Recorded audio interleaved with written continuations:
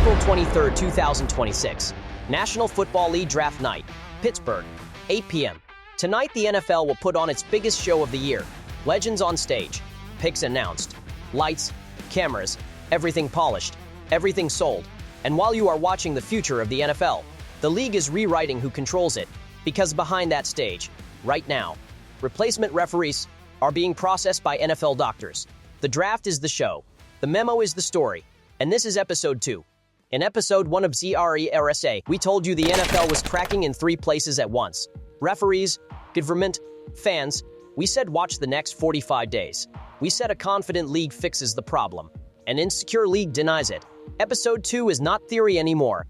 Episode 2 is confirmation. April 15th, 2026.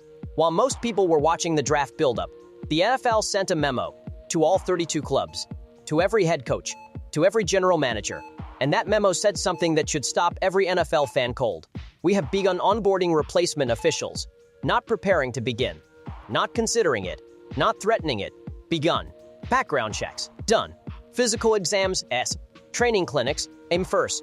Inside team facilities, June 1st. Calling your games, September 9th. The clock has started, and the NFL just made their first real move, not toward a deal, away from one. Crack one in. What PPA memo actually says.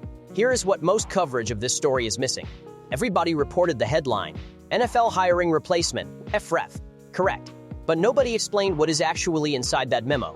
The memo came from Perry Fewell, Senior Vice President of Officiating, National Football League. It went to every single one of the 32 NFL clubs. April 15th, it confirmed. Replacement officials have already passed security checks. Physical examinations are next. Training begins next month. By June 1st, they will be inside team facilities. Now here is the part that tells you everything. In that same memo, the NFL wrote, the league remains committed to reaching a fair and reasonable agreement, committed to a deal, while simultaneously processing replacement officials, background checks, physical exams, training clinics, both things. At the same time, that is not commitment. That is a backup plan being activated, while a press statement pretends otherwise. And the NFL sent that memo to 32 teams. They knew it would leak. It always leaks. It was supposed to leak. That memo was not internal communication. That memo was a message to the union, to the players, to the fans. The message is simple. We are ready to play without you. Crack TR. What the numbers actually say. Let me give you the numbers, because the numbers tell the real story. The NFL generates nearly $25 billion a year. The average NFL referee earned, in 2025, $205,000 per season, part-time, on a $25 billion machine. The NFL has offered a 6-year deal, annual raises of 6.45%. The referees are asking for 10%, plus $2.5 million in marketing fees, plus improved healthcare. Now stop. Think about that gap. 6.45% versus 10%. On an average salary of $205,000, the gap between those two numbers, per official, per year, is approximately $7,000. $7,000.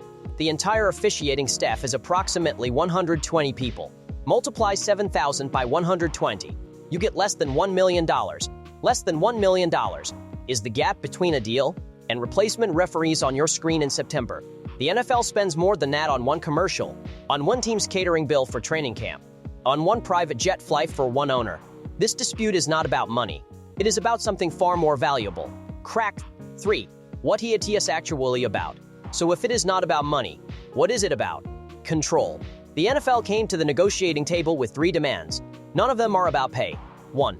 Increase the probationary period for new officials from 3 years to 5 years, during which the league can reduce playoff assignments, send refs back to spring football, and manage them out without union protection.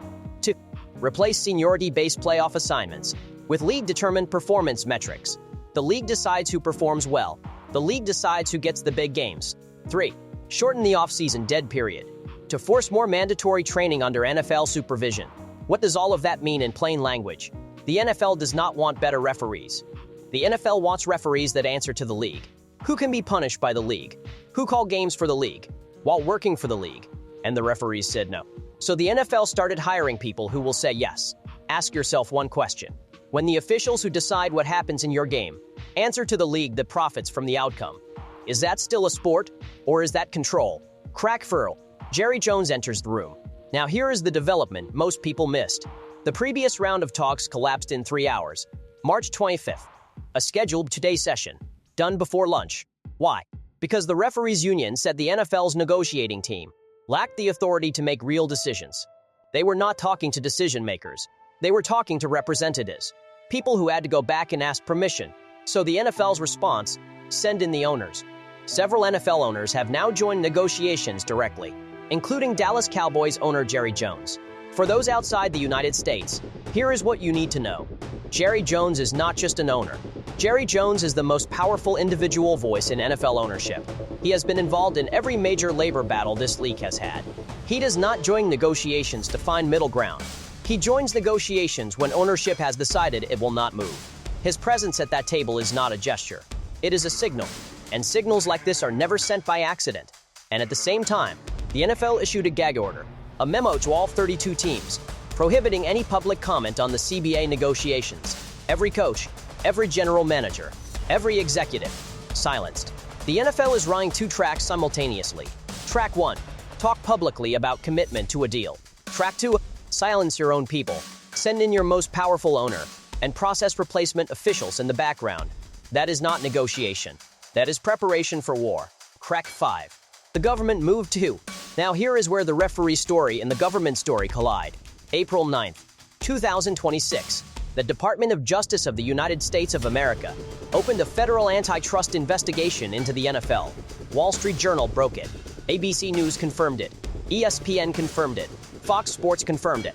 A government official told ABC News directly, this is about affordability and creating an even playing field for providers. Affordability. That is the word the government uses when regular people are being priced out of something they used to have. For people outside the United States, here is what is at stake. In 1961, Congress gave the NFL a legal gift, a shield.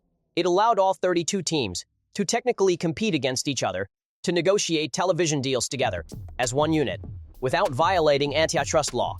That is how you get a $110 billion broadcast deal. That is the financial foundation of everything the NFL is. That shield, courts have already ruled, only applies to free broadcast television, not cable, not satellite, not streaming.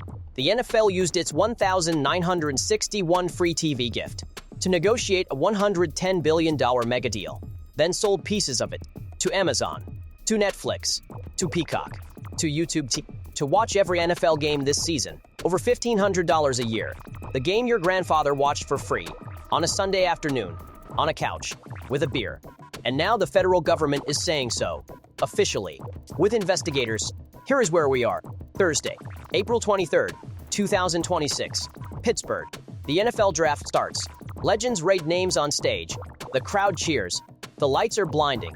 The show is perfect. And whoever goes number 1 tonight, their first NFL game is September, Week 1, the biggest moment of their life, called by a referee who was working a Division III college game 6 months ago. If there is no deal, the lights in Pittsburgh are designed to make you forget. Do not forget. Replacement officials being processed right now. Background checks complete. Physical exams next. Training, May 1st. Team facilities, June 1st. CBA expiration, May 31st. Season opener, September. Every one of those dates is a countdown. And the league's response to all of it, the memo saying they remain committed to a deal, while simultaneously processing the replacements. In episode 1 we said, a confident league fixes the problem. An insecure league denies it. The referees are gone. The government is inside the building. The replacement officials are being examined by NFL doctors as you watch this. 45 days to save a Sunday that took over 100 years to build. Watch closely. And when it changes, there will not be a moment you can point to. And by the time you realize it, it will already be normal. Because chaos does not warn you before it arrives. This time, it has already started hiring.